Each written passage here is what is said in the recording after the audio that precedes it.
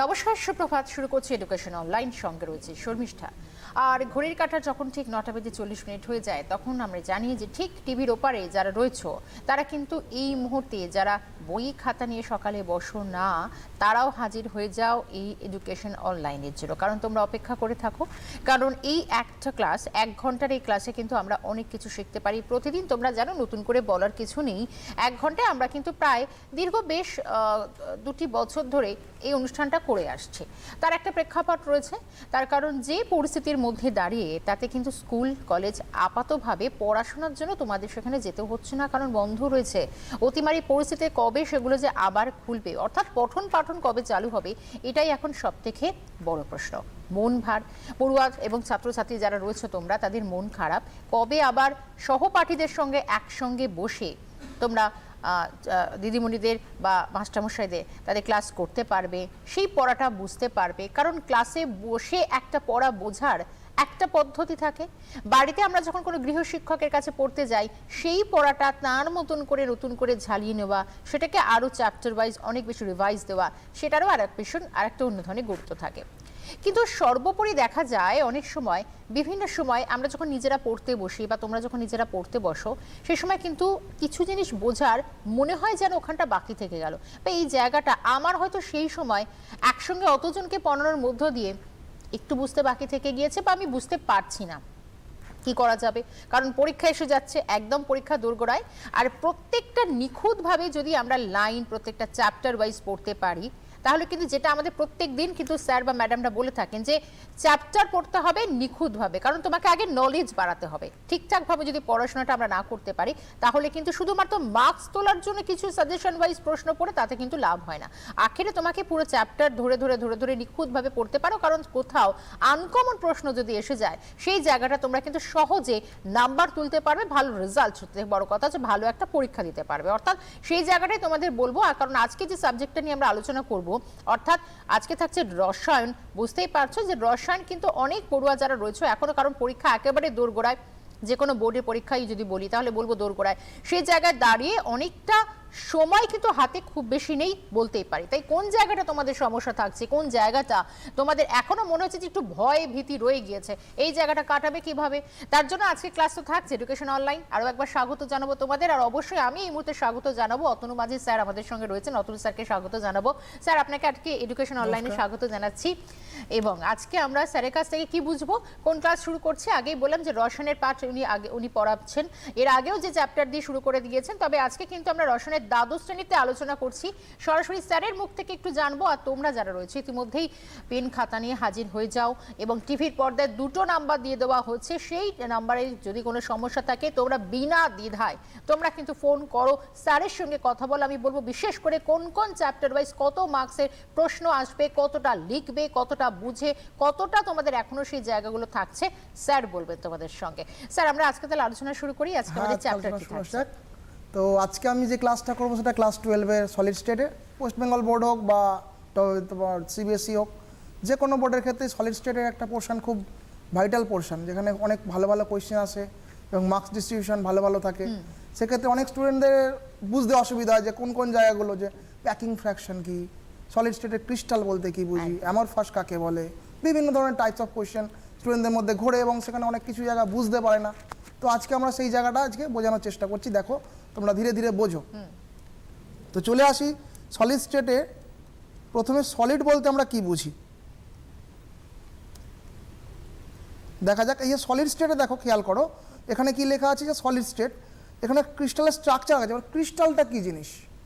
Crystal হচ্ছে 3D system. দেখো এখানে 3D সিস্টেম হয়েছে, এক্স ওয়াই জেড প্রত্যেকটা ভার্সন সিস্টেম করা রয়েছে 3D সিস্টেম। তার মানে সলিডের যে ক্রিস্টালটা সেটা হচ্ছে 3D সিস্টেম এবং নিয়মিত স্ট্রাকচার রয়েছে, মানে রেগুলার স্ট্রাকচার, এবং প্রত্যেকটার ক্ষেত্রে ক্যাটায়ন অ্যানায়নগুলো সুনির্দিষ্টভাবে বিন্যস্ত থাকে। তো আমরা চলে আসি প্রথমে, দেখো প্রথমে আসি ক্রিস্টাল।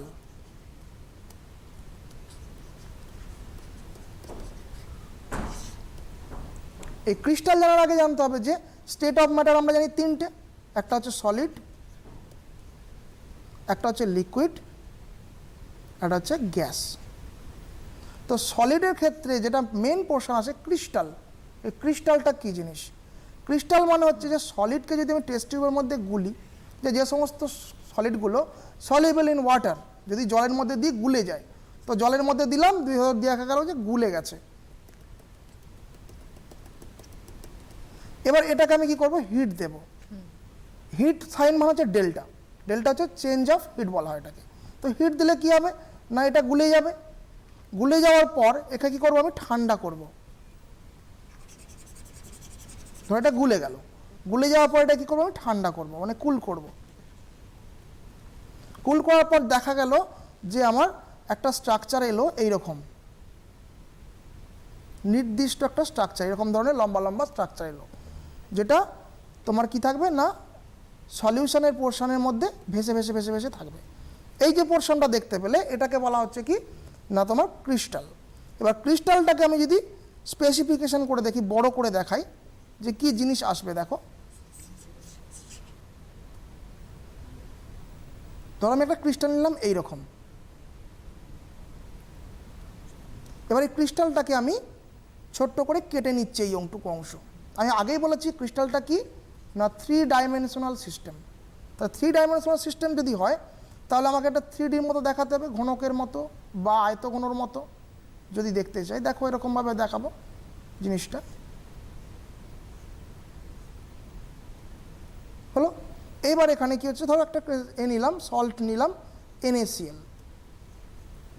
তো NaCl কি আমরা জানি সল্ট হচ্ছে সলিড সিস্টেমে থাকে আর ওয়াটার ইনসলিবল। তাহলে NaCl এ যদি আমি জল দিই তাহলে ডিসপ্লেসমেন্ট হয়ে কি হবে না Na plus and Cl minus. তার মানে একটা ক্যাটায়নিক পোর্শন পেলাম আর একটা অ্যানায়নিক পোর্শন পেলাম। তো এই ক্যাটায়নকে ঘিরে অ্যানায়ন অথবা অ্যানায়নকে ঘিরে যদি ক্যাটায়ন থাকে তাকে বলা হয় কোঅর্ডিনেশন নাম্বার। তার মানে ধরো আমি এরকম দেখালাম যে একটা প্লাসকে ঘিরে বিভিন্ন জায়গায় আমার মাইনাসগুলো বিন্যস্ত রয়েছে, ধরো এরকম রয়েছে।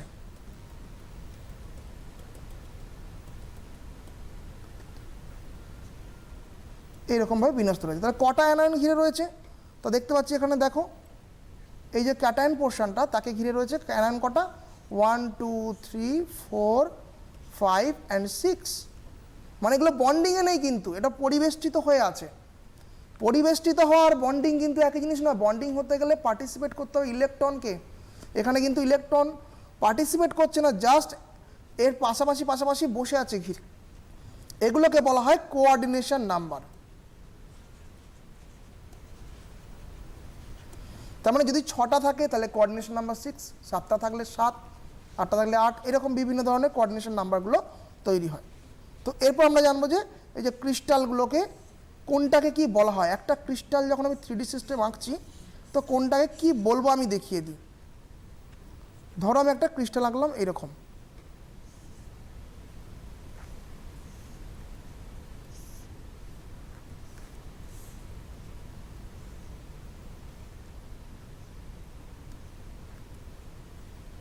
এই যে দেখো লাইনগুলো এঁকেছি না, এই রেখাগুলো, এই রেখাগুলোকে বলা হয় এডজ লেন্থ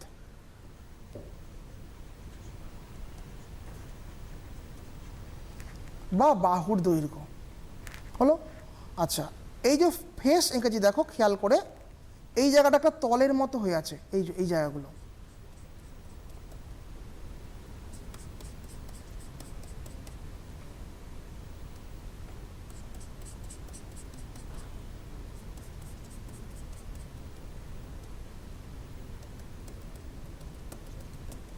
খেয়াল করে দেখো বিভিন্ন ধরনের তল রয়েছে। কটা তল রয়েছে না 6টা। সেক্ষেত্রে এগুলোকে বলা হয় ফেস, হলো। আর ভেতরে যে পোর্শনটা রয়েছে এটাকে বলা হয় বডি। এই জায়গাটাকে বলা হচ্ছে বডি, হলো। তার মানে আমি 3টে ভাগে ভাগ করতে পারি।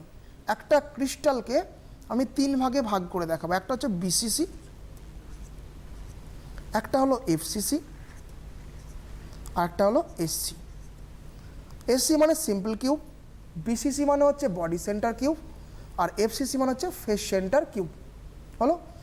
আচ্ছা, এরপর আমি জানবো যে এই যে অ্যাঙ্গেলগুলো হয়ে আছে দেখো খেয়াল করে। ধরো আমি এখানটা মুছি দিয়ে একবার দেখাচ্ছি।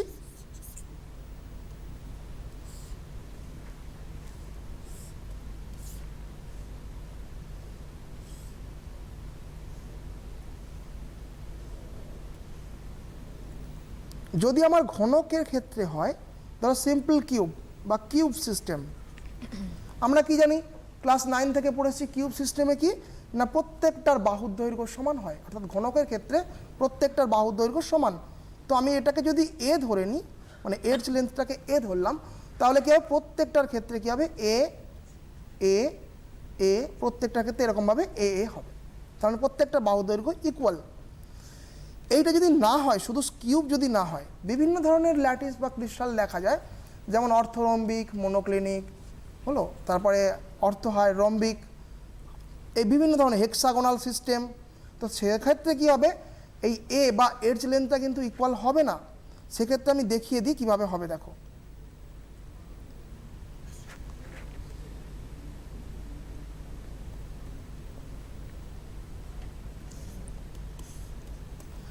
ধরো আমি এটাকে এ ধরলাম, তাহলে এটাকে আমি ধরবো বি, এটাকে ধরবো আমি সি। কেন না, আমি যদি ক্রিস্টালটাকে এরকমভাবে দেখাই,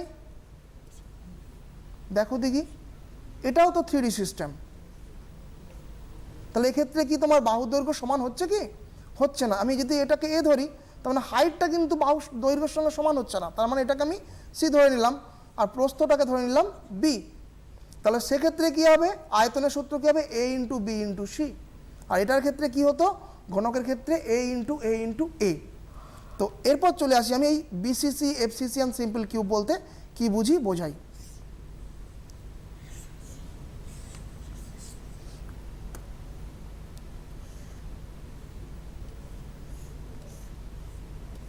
প্রথমে চলে আসি সিম্পল কিউব।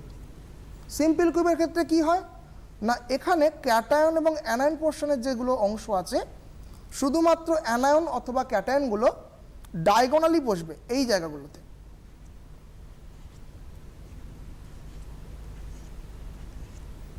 হলো? আচ্ছা, এবার চলে আসো বিসিসি।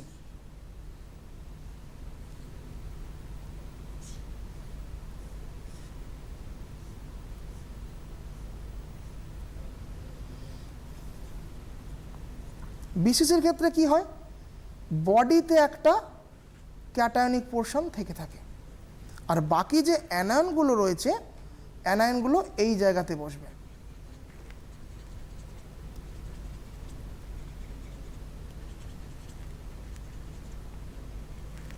হলো?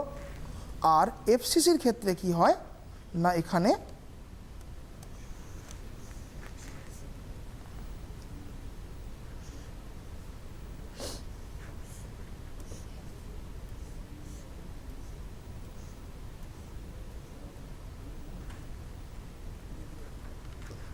ডায়াগোনালিতে কী হবে, অ্যানায়নিক পোর্শনগুলো বসে যাবে। দেখো টোটাল 8টা ডায়াগোন আছে, মানে কর্নার যেগুলো বলি আমরা, 8টা কোণে 8টা অ্যানায়নিক পোর্শন বসলো। আর ক্যাটায়নিক পোর্শনগুলো কোথায় বসবে না, এই যে ফেসগুলো আমি দেখিয়েছিলাম আগে, ওই ফেসগুলোতে ক্যাটায়নিক পোর্শনগুলো বসে যাবে। মানে এই একটা পোর্শন, এই একটা পোর্শন, এইটা এটা এটা, মানে টোটাল 6টা তল আছে, 6টা তলে আমার 6টা ক্যাটায়নিক পোর্শন বসবে। এবার আসবো আমি যে ইউনিট সেলের calculation, number of unit cell. তাহলে এটাকে আমি কি বললাম, এটাকে বললাম এফসিসি, এটা হচ্ছে সিম্পল কিউব, আর এটা হচ্ছে বিসিসি। এবার প্রথমে চলে আসি সিম্পল কিউবের ক্ষেত্রে total number of unit cell আমি দেখব, কতগুলো কোণা আমার তৈরি হচ্ছে। আমি যদি একটা কোণাকে যদি আমি স্পেরিক্যাল ধরি, স্পেরিক্যাল মানে এই রকম জিনিস, স্পেয়ারটা আমরা কি জানি 3D সিস্টেম, তাই জন্য আমি এই কোণাটাকে ধরে নিয়েছি যে বৃত্ত নয়, এটা হচ্ছে স্পেরিক্যাল বা গোলক সিস্টেম। তাহলে গোলকের ক্ষেত্রে আমি যদি এটা দেখতে চাই, তাহলে এইটাকে যদি আমি আরেকবার এঁকে দেখাই এর সাথে,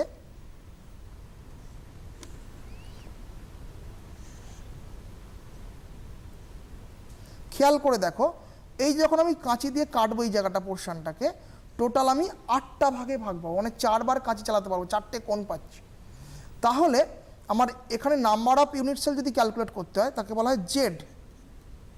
তাহলে Z is equal two, for simple কিউবের ক্ষেত্রে বা সরল ঘনকের ক্ষেত্রে কি হবে না, 8টা কোণ আছে, আমি 8 দিয়ে গুণ করলাম, তাকে কতবার আমি চালনা করতে পারছি কাঁচি দিয়ে বা কাটতে পারছি কতবার, 8বার। তাহলে 1/8 পোর্শন করে ভাগে পাচ্ছি, মানে এটা গোল নয় কিন্তু পাচ্ছি কতটুকু অংশ, এইটুকু অংশ। আমি যদি বড় করে এঁকে দেখাই, এইটুকু অংশ পাবো। আবার এই কর্নারটায় পাবো এইটুকু অংশ, মানে এক একটা পোর্শনে একই রাট করে পাবো। তাহলে কত হলো না 1। আচ্ছা, বডিতে কিছু আছে? বডিতে কিছু নেই, তাহলে এখানে কত হবে 0। ডায়াগোনালি পেয়েছি 1, বডিতে পেয়েছি 0, আর ফেসেও কিছু নেই 0। তাহলে total number of unit cell z is equal to কত হলো না 1, সিম্পল কিউবের ক্ষেত্রে। তো এবার চলে আসি বিসিসির ক্ষেত্রে জেড বের করব।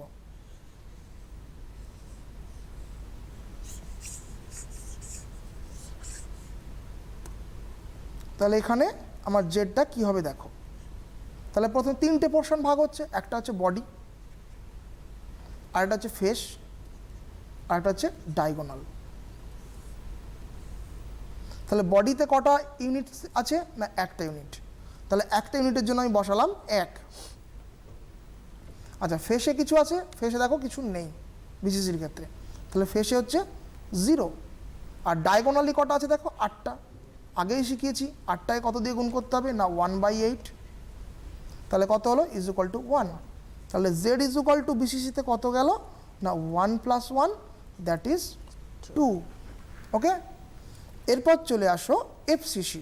এফসিসির ক্ষেত্রে নাম্বার অফ ইউনিট সেল কত হবে দেখি।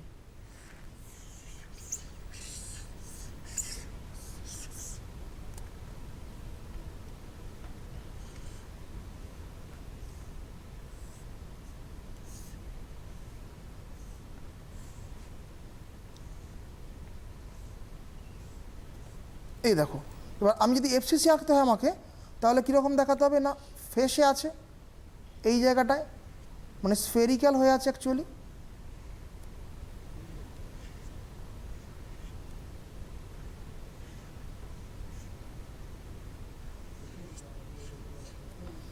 এটা বুঝবো কিভাবে? এর পাশে যদি অনেক স্টুডেন্টরা বুঝতে পারে না, কারণ বইতে এই ছবিটা দেওয়া থাকে যেভাবে, তাহলে ভাগ করব কিভাবে আমি?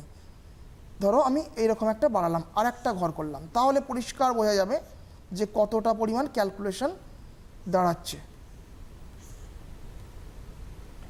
এই যে দেখো, আমি দুটো দেওয়ালের পার্টিশন করে দিয়েছি এই জায়গাটা, তার মানে একটা ক্রিস্টালের দুটো সিস্টেম এঁকেছি আমি। তাহলে দুটো সিস্টেমের ক্ষেত্রে দেখো, একটা গোলককে যখন একটা দেওয়ালের মাঝখানে সেট আপ করে দেওয়া হয়, মানে এর হাফ পোর্শন আর ওর হাফ পোর্শনটা থেকে যায়। তার মানে আমি ক্যালকুলেশন এবার যখন দেখব, তাহলে আমাকে ডায়াগোনালগুলো আগে বসিয়ে নিতে হবে। এই একটা ডায়াগোনাল, মোট 8টা করে এক একটা ইউনিটে ডায়াগোনাল হবে।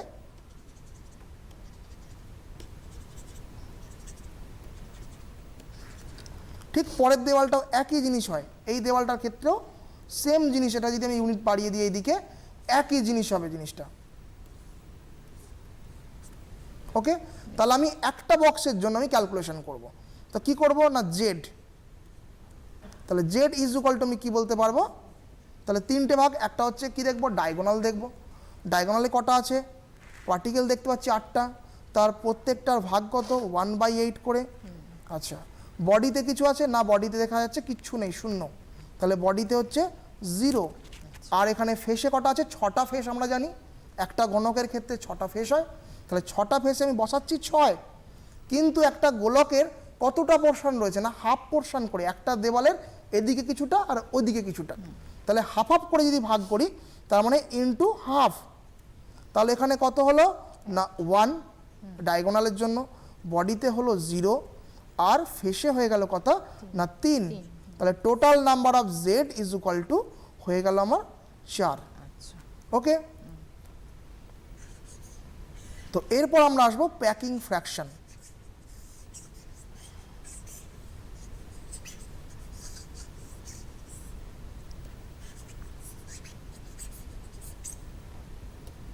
তো দেখো, এখানে একটা জিনিস দেখাই তোমাদের, এই যে দেখো এইখানে ডায়াগোনালগুলো দেখেছো কি সুন্দর সেট আপ করে দিয়েছে, আর এখানে দেখো বডিতে একটা রয়েছে, আর বাকিগুলো সাইডগুলো ফেসে রয়েছে। সাদা অংশগুলো হচ্ছে ফেস, আর সবুজ যে গ্রিন কালার যেগুলো রয়েছে এগুলো হচ্ছে ডায়াগোনাল, আর এখানে ভেতরে একটা গ্রিন কালার রয়েছে, এটা হচ্ছে বডি। তো এরপর চলে আসো, দেখো এইখানটা দেখিয়েছে, এখানে অ্যামরফাস সিস্টেম, টোটাল সবগুলো একসাথে জড়ো করেছে। অ্যামরফাস সিস্টেমে কি হয় না নিয়মিত স্ট্রাকচার হয় না, ইরেগুলার স্ট্রাকচার, এখানে এখানে এখানে বিভিন্ন ধরনের বিন্যস্ত থাকে। তো এরপর চলে আসো এই জায়গাটা, এখানে দেখো প্যাকিং ফ্র্যাকশন জানার আগে জানতে হবে প্যাকিং ফ্র্যাকশনটা কী। প্যাকিং ফ্র্যাকশন হচ্ছে, ধরো তোমার একটা ঘর রয়েছে তোমার বাড়ি, তোমার বাড়িটার দেখবে স্ট্রাকচারটা হচ্ছে কিউবিক সিস্টেম হয় ম্যাক্সিমাম বাড়ির ক্ষেত্রে। তা কিউবিক সিস্টেমে কী হয়, তোমার বাড়িতে কী থাকে, টিভি থাকে, ফ্রিজ থাকে, এসি, বিভিন্ন ধরনের জামা আসবাবপত্র, বই। তো টোটাল ঘরটার মধ্যে যত যাবতীয় জিনিস রয়েছে সেই জিনিসগুলো যতটা পরিমাণ জায়গা জুড়ে রয়েছে সেটাকে বলা হচ্ছে প্যাকিং ফ্র্যাকশন। তার মানে এই যে একটা ঘর এঁকেছি দেখো, এই ঘরেতে বিভিন্ন ধরনের ডায়াগোনালি পোর্শন রয়েছে, দেখো খেয়াল করে, ডায়াগোনালি রয়েছে, বডি রয়েছে, বিভিন্ন এই পার্টিকেলগুলো রয়েছে, এই পার্টিকেলগুলো যতটা জায়গা জুড়ে রয়েছে সেটাকে বলা হচ্ছে প্যাকিং ফ্র্যাকশন।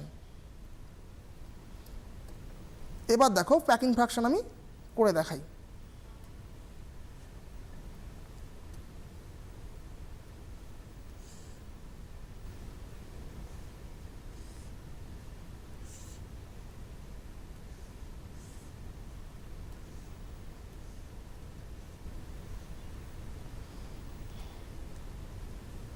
তার মানে ধরো আমি এখানে ডায়াগোনাল একটু বড় করে এঁকে দেখাই, তাহলে সুবিধে হবে তোমাদের।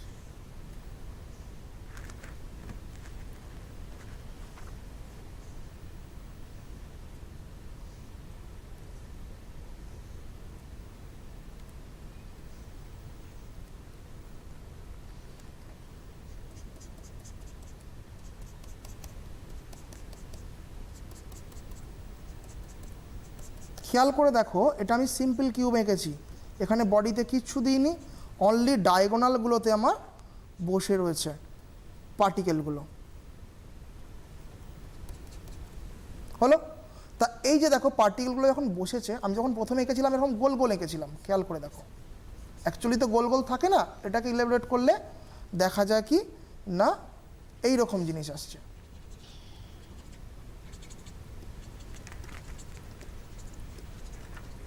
এই জিনিসটা দেখো এইরকম এসেছে, ওকে, এটাকে যত বড় করব এই রকম জিনিস দেখতে পাবো।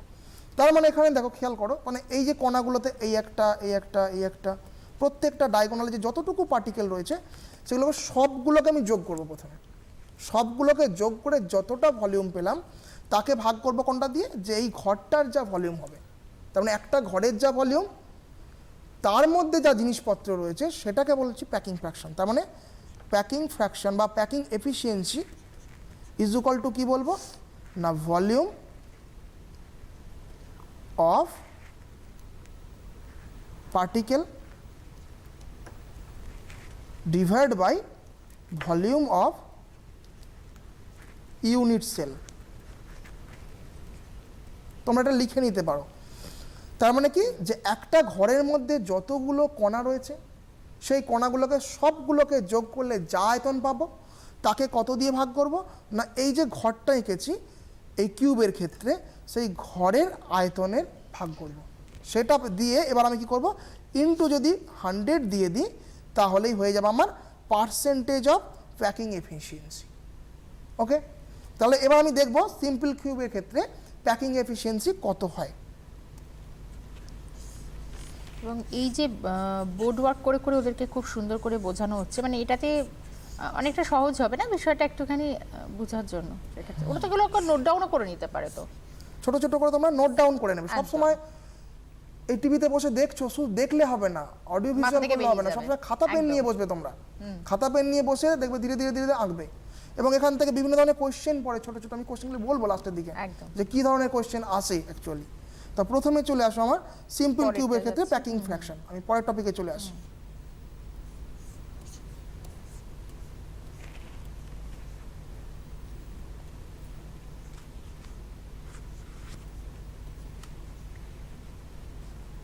এই যে দেখো এই জায়গাটা সব থেকে ভাইটাল জায়গা হচ্ছে এইখানটা। কারণ এই একটা ডায়াগোনালি পার্টিকেল এঁকেছি একটুকু অংশ, আর এই একটা পার্টিকেল এঁকেছি। তাহলে আমি আগে বলেছি এটাকে কি বলা হয় না, এডজ লেন্থ এ। আর আমি যদি একটা পার্টিকেলকে স্ফেরিক্যাল ধরে নিই বা গোলক অংশ ধরি, তার রেডিয়াসটা কত হবে না আর। তার মানে সেন্টার থেকে সার্কামস্টেন্স শেষ পর্যন্ত ডিস্টেন্সটাকে বলা হয় কি না তোমার রেডিয়াস। তাহলে এটাকে হচ্ছে আর। তাহলে এখানে খেয়াল করে দেখো এই রেডিয়াসে এটা একটা আর, আর এইখানে একটা পার্টিকেলের এটা আর। তার মানে আমি কি বলতে পারি, এ ইজ ইকুয়াল টু কত না 2r, এটা তো বলা যায়। ওকে, এবার আমি দেখব প্যাকিং এফিসিয়েন্সি কীভাবে ক্যালকুলেট করব। তাহলে আমি প্যাকিং এফিসিয়েন্সি কী বলেছি, PE is equal to Z into volume of particle divide by volume of unit cell.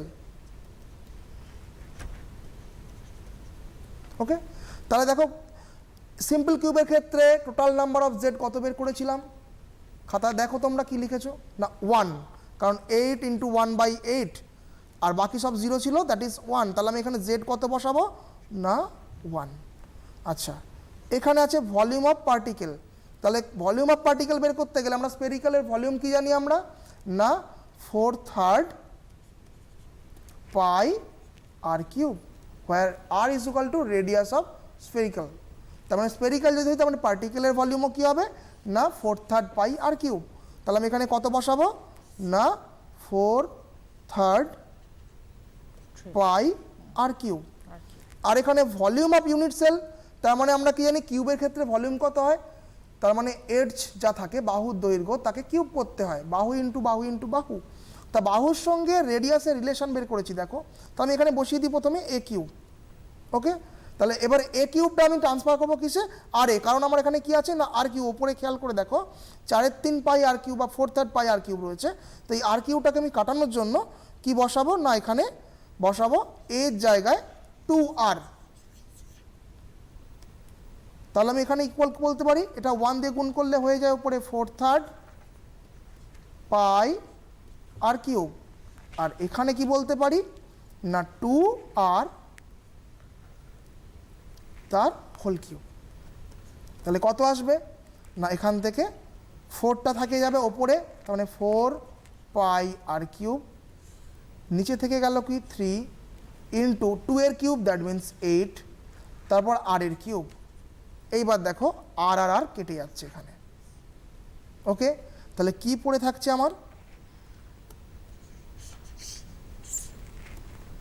তাহলে পড়ে থাকছে কি 4 পাই, আর কি পড়ে আছে নিচে 3 ইন্টু 8। তাহলে এখান দিয়ে কাটো, কত হবে 4 2 8, দ্যাট ইজ হয়ে যাবে 3 ইন্টু 2, দ্যাট ইজ π/6। ওকে, তাহলে π/6, এবার পাইয়ের মান আমরা কি জানি 3.14 অ্যাপ্রক্স, কিছুটা বেশি হয়। তাহলে আমি এখানে যদি দেখা যায় 3.14 বসিয়ে দিই, বা 22-এর সাথে বসাতে পারো, পাই ইজ এ ফিক্সড ভ্যালু, তাহলে এখানে 6 বসালে ভাগ করলে দেখা যাবে 0.524। তোমরা ক্যালকুলেটর নিয়ে বসতে পারো, ক্যালকুলেট করে দেখতে পারো যে π/6 এর মান কত আসছে। তাহলে এখান থেকে আসবে 0.424। আমি কি বলেছিলাম যে প্যাকিং এফিসিয়েন্সি যদি পার্সেন্টেজে বের করতে হয় তাহলে কত দিয়ে গুণ করতে হবে, না 100। তাহলে এবার এটা যদি আমি 100 দিয়ে গুণ করি তাহলে কত আসবে, না 52.4%। অনেক বইতে দেখবে 52%ও লেখা থাকে, যেহেতু 0.4টা 5-এর থেকে কম, লেস দ্যান 5, তাই জন্য এটাকে নেগলিজিবল করে দেওয়া হয়। ফলে কি হয়, না সিম্পল কিউবের ক্ষেত্রে পিই হয়ে যায় আমার 52%। কি এই পর্যন্ত বোঝা গেছে? এবং ঠিক এই ব্যাপারটা যদি এইভাবে ওরা লিখে লিখে তুলে রাখে না খাতায়, তাহলে অনেকটা সুবিধা হবে, কারণ বেশ জটিল জায়গাটা যদি থাকে সেটা ক্লিয়ার হতে পারবে। কারণ মাথায় নালে এমনি মাথা থেকে বেরিয়ে যাবে, এত শুধু শুনলে মাথা থেকে বেরিয়ে যাবে, ক্যালকুলেশনগুলো থাকবে না মাথার মধ্যে। তোমায় খাতা নিয়ে ধীরে ধীরে বসে বসে শুনে শুনে লিখতে হবে। লেখার পর ওটা না দেখে প্র্যাকটিস করো, তোমরা না দেখে প্র্যাকটিস করে এবার নামানোর চেষ্টা করো। কারণ কোয়েশ্চেন তোমার এইচএসে যেগুলো আসে মোটামুটি এই যে 3টে আছে, আমি বলেছি বিসিসি, হ্যাঁ এখান থেকে কোয়েশ্চেন, অবশ্যই এই চ্যাপ্টার থেকে কোয়েশ্চেন, বিসিসি থেকে কোয়েশ্চেন আসে, এফসিসি থেকে কোয়েশ্চেন আসে, সিম্পল কিউব থেকে কোয়েশ্চেন আসে, সবকটাই বুঝিয়েছি অবশ্যই আমি প্রত্যেকটা বুঝিয়েছি। এবার প্রত্যেকটা প্যাকিং ফ্র্যাকশন তোমরা বইতে দেখবে কিভাবে কিভাবে লেখা আছে।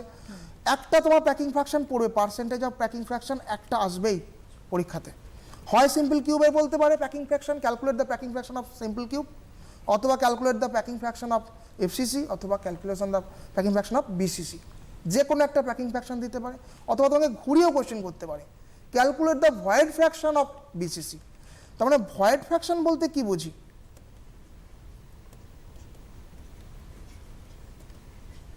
মানে ফাঁকা অংশ। তাহলে তোমাকে ফাঁকা অংশ বের করতে গেলে, ধরো তুমি একটা ঘর নিলে, তার মধ্যে যে জিনিসপত্রগুলো বসিয়েছো, এই যে কণাগুলো আমি বসিয়েছি,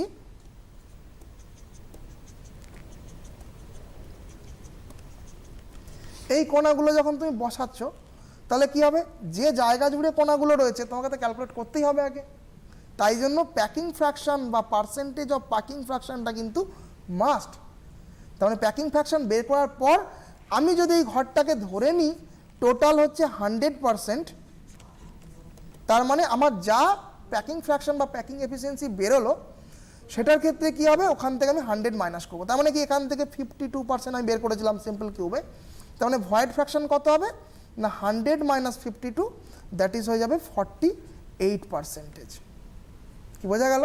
তোমায় কিন্তু ঘুরিয়ে কোশ্চেন দিতে পারে। তুমি পড়ে গেলে যে প্যাকিং ফ্র্যাকশনের ক্যালকুলেশন, দেখা গেল পড়ে গেল যে ভয়েড ফ্র্যাকশন বলতে কি বোঝো বা ভয়েড ফ্র্যাকশন কত বের করে দেখো।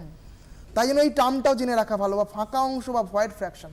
তার মানে তুমি যেই প্যাকিং ফ্র্যাকশন বের করবে ওখান থেকে 100% মাইনাস করে দাও, তাহলেই হয়ে যাবে কি না ভয়েড ফ্র্যাকশন।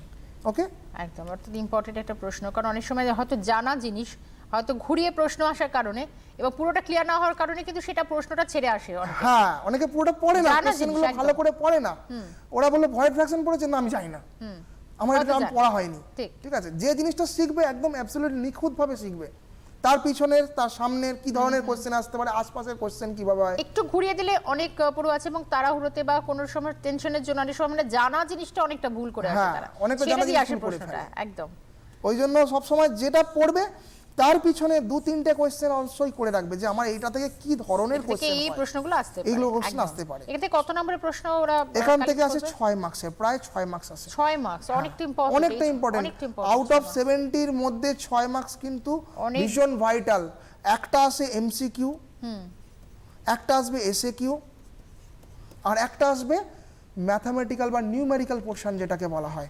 একটা ম্যাথ আসতে পারে, তার মানে এরকম আসবে কীরকম, যেটাতে তোমার 1 মার্কস এমসিকিউ, 1 মার্কস এসএকিউ, তাহলে কত হয়ে গেল তোমার 2 মার্কস, আর পড়ে থাকছে কত মার্কস, 4 মার্কস। 4-এর মধ্যে ভাগ থাকে 3+1, যেটা তোমার কি থাকে না বিভাগ গ বা পার্ট সিতে থাকে। এ আর বি দুটো পার্ট করা থাকে তোমাদের। এ পার্টে থাকে তোমার ওই সমস্ত এমসিকিউ এসএকিউ বড় কোশ্চেন, আর বি পার্টে থাকে এমসিকিউ।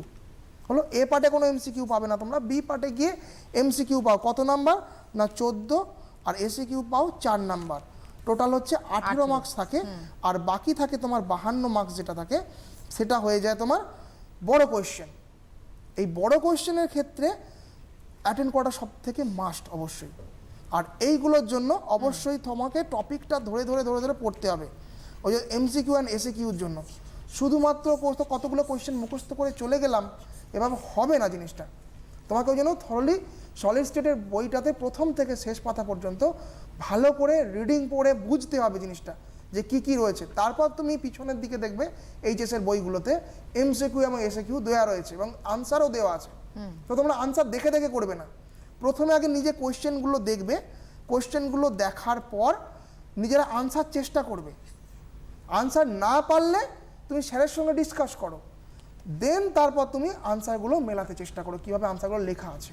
কারণ আনসারগুলো শুধু দেখে মুখস্থ করলে তুমি কত মুখস্থ করবে, এটা তো সম্ভব নয়। তাই জন্য তোমাকে আনসারগুলো কোশ্চেন বুঝতে হবে যে কি বলতে চাইছে, কীভাবে আনসারটা হচ্ছে। বা এমসিকিউ করলাম 1 2 3 4 করে নাম্বারিং করলাম, দেখা গেল এখান থেকে আমি 10টা মুখস্থ করে ফেললাম, একটা পড়লো আমি একটা পাচ্ছি না। কেন পাচ্ছি না? না আমি বুদ্ধি খাটাইনি।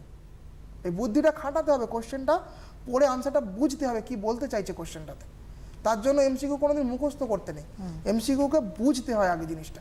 ওকে, তো আমি বলে দিচ্ছি কি কি ধরনের কোশ্চেন আসে এখান থেকে। হ্যাঁ, কারণ আমরা অনেক সময় এটা দেখি যে পুরো ওরা মানে কিছু কমন কোয়েশ্চেনের উপর ডিপেন্ড করে ওরা মনে হয় ক্লাসে পরীক্ষাটা দিতে যাবে, কিন্তু সেখানে কিন্তু অনেকটা বিপদ বাড়ে। কারণ এই একটু ঘুরিয়ে প্রশ্ন আসলে একেবারে হয়ে যায় সমস্যাটা সেখানেই। এবং এটা অনেকটা পড়াশোনার ধাঁচের মধ্যে নয়, কারণ যারা ভালো চ্যাপ্টার ওয়াইজ পড়াশোনা করতে চায় তাদের জন্য কিন্তু শুধুমাত্র সাজেশন ওয়াইজ নয়, পুরো স্যার যেরকমটা বলছেন, প্রতি স্যার ম্যাডামরা যেটা বলে থাকেন বারবার আমরা ক্লাসে বলি, সেটা হচ্ছে তোমরা ধরে ধরে পড়ো। ঘুরিয়ে কোন প্রশ্ন আসতে পারে, কোন প্রশ্ন আসলে আমি ঘাবড়াবো না, হয়তো আমার জানা জিনিস উত্তরটা ওখানে রয়েছে, উত্তরটা তোমাকে বুঝে নিতে হবে। তার জন্য একেবারে খুঁটিয়ে পড়াটা আমার মনে হয় শুরু থেকে অনেক ইম্পর্টেন্ট। আসবো কি কি প্রশ্ন এখান থেকে আসতে পারে। ধরো তোমাদের বইতে একটা ছক আছে, দেখবে খেয়াল করে, বইতে একটা ধরনের এরকম ছক থাকে বড় করে, কি থাকে না ওই যে alpha equal to beta equal to gamma, a equal to b equal to c, তাহলে এইটার নাম কি হয়? আবার এরকম দেয় alpha equal to beta equal to not equal to gamma, a equal to b not equal to c, এরকম হয়। আবার দেখা থাকে alpha equal to beta equal to gamma, a equal to b not equal to c is equal to 120 degree, এটা is equal to 90 degree. এইরকম ধরনের একটা ছক দেওয়া থাকে, ঠিক আছে? এখান থেকে একটা এমসিকিউ আসবে। কীরকম দেখবে প্রত্যেকটা, তুমি ডব্লিউবিটিএ এবিটিএ বিভিন্ন ধরনের যে টেস্ট পেপার বই আছে, বা সিবিএসসির ক্ষেত্রে বিভিন্ন ধরনের যে বই রয়েছে মক টেস্টের জন্য, সেই বইগুলোতে খুলে খুলে দেখবে এই ধরনের একটা কোশ্চেন অবশ্যই আসে যে এই কন্ডিশন হলে আমার কীরকম ধরনের ক্রিস্টাল হয়, বা এই ধরনের হলে কীরকম ধরনের ক্রিস্টাল হয়। হলো, তার মানে তোমাকে জানতে হবে যে অর্থরম্বিক বলতে কি বুঝি, মনোক্লিনিক বলতে কি বুঝি, রম্বোহাইড্রাল বলতে কি বুঝি, হলো হেক্সাগোনালের ক্ষেত্রে কি বুঝি। আমি যেমন একটা হেক্সাগোনাল নিয়ে বোঝাই। এবার এই আলফা বিটা গামাটা কি, অনেকে বুঝতে পারে না আলফা বিটা গামা কি, এবিসিটা কি। আমি একটা ক্রিস্টাল এঁকে দেখিয়ে দিই কোনটাকে আলফা কোনটাকে বিটা কোনটাকে গামা বলে।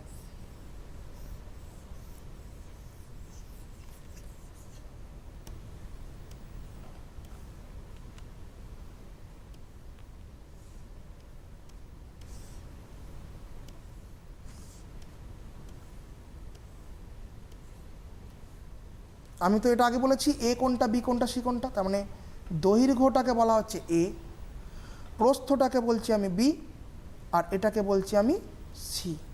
তো এইটা বিভিন্ন কন্ডিশন হতে পারে। প্রথমে হয় a equal to b equal to c, simple cube. যখন এটা মনোক্লিনিক বা রম্বোহাইড্রাল হয়ে যাবে তখন দেখবে একটু টেরা বাঁকা হয়, তার মানে a equal to b not equal to c, এরকম হতে পারে। হলো, আর হেক্সাগোনাল সিস্টেমের ক্ষেত্রে আমি দেখাবো কিভাবে হয়। দেখো পাশাপাশি দুটো জিনিস আঁকছি, একটা হচ্ছে হেক্সাগোনাল আর একটা হচ্ছে অর্থরম্বিক মনোক্লিনিক।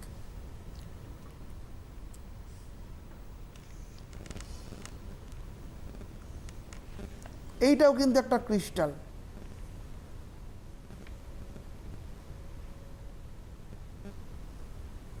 এগুলো কিন্তু তোমাদের একে একে প্র্যাকটিস করতে হবে। কি বলা গেল, শুধু দেখে ছবি দেখে মনে রাখতে পারবে না, নিজে হাতে আঁকবে, একে তার অ্যাঙ্গেলগুলো বের করার চেষ্টা করবে, তাহলে দেখবে এতে অনেক ইজি ফিল করবে তোমরা।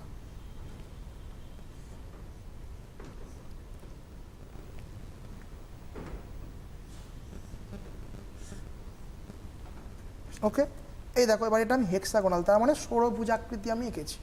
হলো, তাহলে এখানে ক্ষেত্রে এবিসি কোনটা, এখানে খেয়াল করে দেখো, এই যে এটা এঁকেছি, এইটা বা এইটা বলতে পারো, এটা হয়ে গেল এ। ওকে, তার মানে দৈর্ঘ্য হয়ে গেল কোনটা, এইগুলো। তাহলে প্রস্থ কোনগুলো, ব্রেথ হয়ে যাচ্ছে এখানে বি। হলো, আর এই যে হাইটটা এঁকেছি লম্বা বরাবর, এইগুলো হয়ে গেল সি। তাহলে তুমি খেয়াল করে দেখো, একটা আমরা জানি বেনজিন বলয় বা যে কোনো হেক্সাগোনাল সিস্টেমের ক্ষেত্রে প্রত্যেকটার ক্ষেত্রে এ অ্যান্ড বি ইকুয়াল হয়। তার মানে এটা যদি এ হয় এটা যদি বি হয়, তাহলে আমি কি বলতে পারবো না এ ইকুয়াল টু বি। ওকে, এবার সি এর ক্ষেত্রে দেখো, এবার হাইটটা যেটা রয়েছে সেটা সব থেকে লম্বা আছে, তার মানে এটার সঙ্গে কি ম্যাচ করছে, এ এর সঙ্গে বি, বি এর সঙ্গে সি ম্যাচ করছে না, তার মানে এ এর সঙ্গে বি ম্যাচ করলো, তার মানে দৈর্ঘ্য আর প্রস্থটা সমান হেক্সাগোনালে, আর হাইটটা কিন্তু সমান নয়। তাহলে আমি কি বলতে পারবো, এটা বলতে পারবো যে নট ইকুয়াল টু সি। তার মানে এ এর সঙ্গে সি সমান নয়, আর বি এর সঙ্গেও সি সমান নয়। তাই জন্য বলেছি এ এর সঙ্গে বি সমান কিন্তু সি এর সঙ্গে সমান নয়। তার মানে কি a not equal to c and b not equal to c. আর অ্যাঙ্গেলটা চলে আসো বুঝিয়ে দিই, এটাকে বলা হয় আলফা।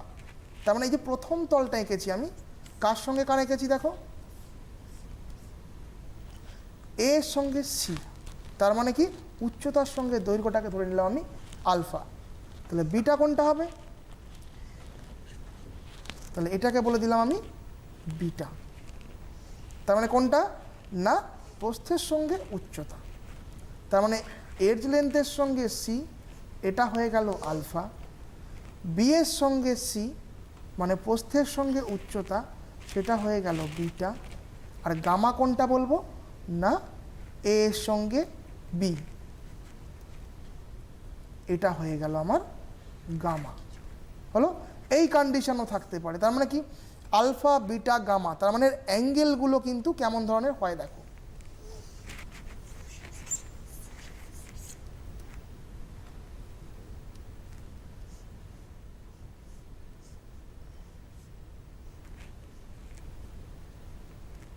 তাহলে এইখানের ক্ষেত্রে দেখো এই জায়গাটা কত ডিগ্রি, 90 ডিগ্রি। একটা ঘরের নিজেদের বাড়ির যে অ্যাঙ্গেলটা দেখবে, একটা দেওয়ালের অ্যাঙ্গেল দেখবে, তিনটে কর্নার পাবে তুমি কীরকম না, এই একটা, এই একটা আর এই একটা। তার মানে তিনটে কর্নারে 90 90 অ্যান্ড ভেতরেরটাও 90। তার মানে কি alpha equal to beta equal to gamma equal to তাহলে কত হবে না 90 ডিগ্রি হলো। এবার হেক্সাগোনালে চলে আসি আমি।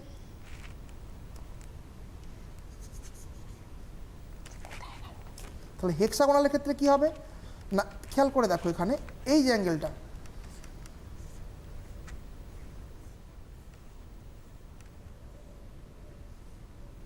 এই যে এই জায়গাটা, এটা তাহলে কত ডিগ্রি না 90 ডিগ্রি। প্রত্যেকটা ফেসে এখানে 90 ডিগ্রি করে থাকে হলো। আর এইটার অ্যাঙ্গেল কত, এইটাকে যদি আমি ডিভাইডেশন করি এরকমভাবে, তাহলে এইখানে দেখো এটা সমবাহু ত্রিভুজ পাবো এই পয়েন্টটায়। এইখানটা বুঝতে পারে না স্টুডেন্টরা যে 120 ডিগ্রি কোথা থেকে আসে রে বাবা, কী বেসিসে 120 ডিগ্রি হয়, এই যে অ্যাঙ্গেলটা। ওকে, অনেকে দূরবোধ্য থেকে যায় যেখানে 120 ডিগ্রি কী করে হবে। অ্যাকচুয়ালি তুমি যদি এটাকে আইসোমেরিক সিস্টেম হিসেবে ধরো, সেন্টার অফ সিমেট্রি পাচ্ছ, খেয়াল করে দেখো সেন্টার অফ সিমেট্রি কাকে বলে, এই ডায়াগোনাল থেকে এই ডায়াগোনাল ডিস্টেন্স যা হবে এইটার সঙ্গে এইটা, দেখিয়ে দিই, এইটার সঙ্গে এইটা, আবার দেখো এইটার সঙ্গে এইটা, এইটার সঙ্গে এইটা। তাহলে খেয়াল করে দেখো এই যে পয়েন্টটা আমি আঁকলাম,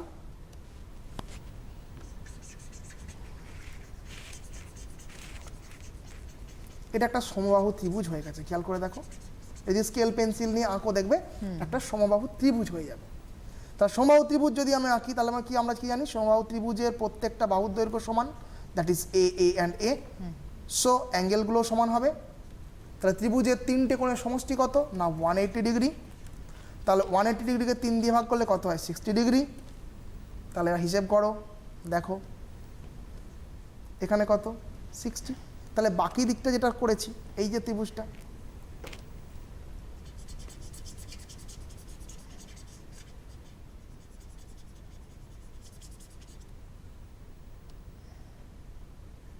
তাহলে এটা কত হলো 60 ডিগ্রি। তাহলে কত হয় 60 60 120 ডিগ্রি। আচ্ছা, তার মানে লেখা থাকে কি alpha equal to beta equal to 90 degree আর গামা ইজ ইকুয়াল টু কত না 120 ডিগ্রি। তাই জন্য লেখা থাকে কি এই যে alpha equal to beta not equal to gamma, that is এটা 120 ডিগ্রি, এটা 90 ডিগ্রি। তাই কারণেই লেখা থাকে আলফার সঙ্গে বিটার সমান হয় কিন্তু গামার সাথে সমান হয় না। যদি এটা বুঝতে পারো এবং যদি লেখা থাকে a equal to b equal not equal to c, তাহলে বুঝে যাবে এটা একদম অ্যাপ্রক্সিমেটলি হেক্সাগোনাল সিস্টেম হবে। ওকে, তোমার এমসিকিউতে এই কোশ্চেনটা আসে বারবার, অনেকবার এসেছে এইচএসে, যে এই কন্ডিশন হলে এটা কি ধরনের ক্রিস্টাল হয়। অপশান দেওয়া থাকে মনোক্লিনিক, অর্থোরম্বিক, হেক্সাগোনাল, সিম্পল কিউব। অনেক স্টুডেন্ট বুঝতে পারে না, সিম্পল কিউব বা মনোক্লিনিক একটা দিয়ে চলে আসে। আচ্ছা, প্রত্যেকটা ক্রিস্টালকে যেন বুঝে বুঝে পড়তে হয় এবং প্রত্যেকটার এক্সাম্পলগুলো একটা বা দুটো করে মনে রাখতে হয় কোনটা কি এক্সাম্পল হতে পারে। ওকে, বেশ, এই জায়গাটা একটা ডাউট ক্লিয়ার হলো, কারণ 120 ডিগ্রির ফ্যাক্টরটা অনেক সময় বোঝার অসুবিধা থাকে তোমাদের, এবং সেই জায়গাটা তোমরা অনেকটা বুঝিয়ে দেওয়া হচ্ছে বিষয়টা, এবং এই জায়গাটা একটু বুঝে নিলে বা এই যে স্যার ড্র করে দিলেন এই জায়গাটা যদি বুঝতে পারেন তো সেই জায়গাটা কিন্তু অনেকটা তোমাদের পরীক্ষা অনেকটা ইজি হবে ব্যাপারটা। এবার আমরা কি যাচ্ছি স্যার? হ্যাঁ, এবার আমরা জানবো যে বিসিসির ক্ষেত্রে প্যাকেজ। আচ্ছা, একটু সময় ফুরিয়ে আসছে আস্তে আস্তে, আমি ওই জন্য একটুখানি নক করে দিলাম। এবার আমরা বিসিসির ক্ষেত্রে প্যাকিং BCC র ফ্র্যাকশনটা ক্ষেত্রে আসবো। দেখব। বিসিসির ক্ষেত্রে কি রকম হয়, বডি সেন্টার কিউব, একদম তো বডিতে একটা থাকবে এরকম, আর বাকি ডায়াগোনালে এরকম প্রত্যেকটা ডায়াগোনালে হলো। এবার আমাকে দেখতে হবে যে ভলিউম যদি বের করতে, তার মানে দেখো এখানে দুটো ডায়াগোনাল পাবে, খেয়াল করবে এই একটা ডায়াগোনাল মানে একটা ঘরের একটা কর্নার থেকে আর একটা কর্নার পর্যন্ত, আর একটা ফেস ডায়াগোনাল, খেয়াল করো দুটো ডায়াগোনাল পেয়েছি। তোমরা প্রথমে কি করবে, এই ডায়াগোনালটা বের করবে। কোনটা না, ফেস ডায়াগোনাল। ফেস ডায়াগোনালটাতে সূত্র কি আসবে, এটা যদি আমি এ ধরি, এটা যদি এ ধরি, দ্যাট ইজ এটা আসবে কি √2a। কেন না, লম্ব স্কোয়ার প্লাস ভূমি স্কোয়ার ইজ ইকুয়াল টু অতিভুজ স্কোয়ার। তার মানে ওখান থেকে যদি অতিভুজ বের করতে, এটা তো মানে তো অতিভুজ, এই যে জায়গাটা আমি এঁকেছি এটা তো অতিভুজ, এই জায়গাটা হলো। তাহলে অতিভুজ কি, লম্ব স্কোয়ার প্লাস ভূমি স্কোয়ার, অতিভুজ ইজ ইকুয়াল টু √ওভার লম্ব স্কোয়ার প্লাস ভূমি স্কোয়ার, দ্যাট ইজ হচ্ছে a square plus a square, √2a চলে আসবে। এই √2a আবার পুট করো এইখানে, ওকে। এবার আমি কি করবো, এখান থেকে আসবে √3a। কিউবের ক্ষেত্রে আমরা কি জানি, √3 ইন্টু বাহুর দৈর্ঘ্য, এটা কিন্তু বাইরে থাকবে, সরি, ওকে। এবার এই এর সঙ্গে আর এর রিলেশন, এই জায়গাটা খুব টিপিক্যাল ব্যাপার হয়ে যায় স্টুডেন্টদের ক্ষেত্রে, যে আর এর সঙ্গে এই জায়গাটায় 4r কিভাবে আসে, আমি দেখিয়ে দিচ্ছি, দেখো।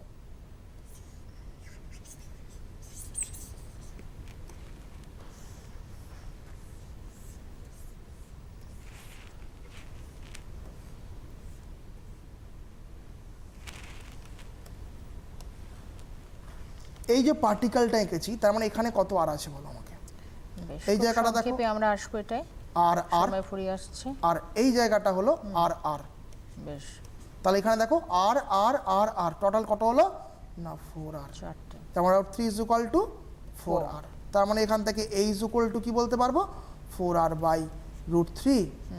এইবার তুমি বাকিটা ক্যালকুলেশন করে নেবে কিভাবে, তোমার ওই volume divide by volume of unit cell divide by volume of cell দিলে এখান থেকে দেখবে আসবে কত না 68%, মানে 0.688% এরকম আসে, ওকে।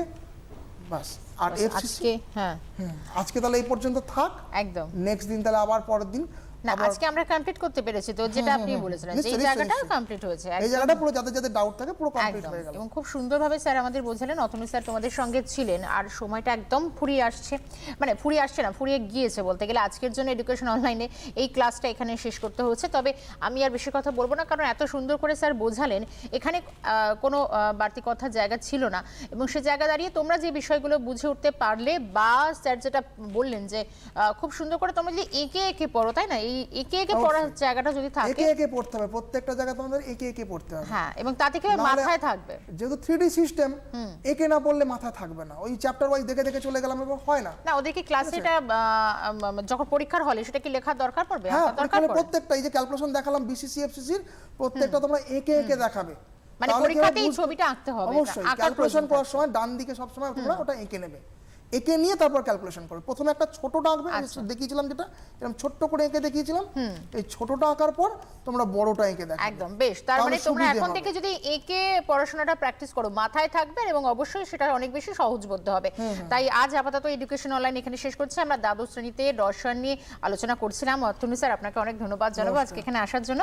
পরবর্তীতে আবারও তোমাদের কাছে ফিরছি আমরা, প্রত্যেকটা এপিসোডে তোমরা থাকছো আমাদের সঙ্গে এডুকেশন অনলাইন। আজকে এখান থেকে বিদায় নিচ্ছি। সকলে খুব ভালো থাকবে, খুব মন দিয়ে পড়াশোনা করবে, সকলকে ভালো রাখবে, আর অবশ্যই সাবধানে থাকবে, সতর্ক থাকবে। নমস্কার।